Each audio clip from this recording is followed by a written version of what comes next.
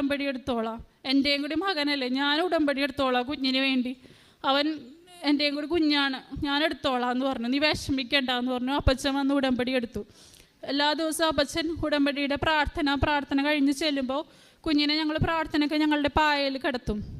അപ്പം ഇവൻ എപ്പോഴും അപ്പച്ചനെ നോക്കി ഇങ്ങനെ കിടക്കും. അപ്പോൾ എല്ലാ പ്രാർത്ഥന കഴിയുമ്പോൾ അപ്പച്ചൻ കാശ് രൂപം കൊണ്ടുവന്ന് അവൻ്റെ നെറ്റിയിൽ മുത്തിച്ച് തൈലം തിരട്ടി എല്ലാ ദിവസവും ഇങ്ങനെയാണ് കണ്ടിന്യൂ ചെയ്തിരുന്നത്. എൻ്റെ കുഞ്ഞിൻ്റെ ഓരോ വളർച്ചാഘട്ടത്തിലെ ഓരോ കാര്യങ്ങളും പിന്നീട് അത്ഭുതകരമായിട്ട് ഓരോന്നും നടന്നു.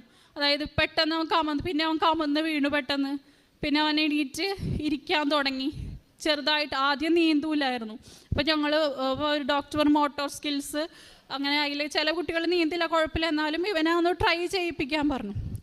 ഒടുവിൽ ഞങ്ങൾ നോക്കിയപ്പോൾ ഞങ്ങളൊന്നും ചെയ്യാതെ തന്നെ അവൻ തന്നെ നീന്തി, അവൻ ഇരുന്നു, നടന്നു.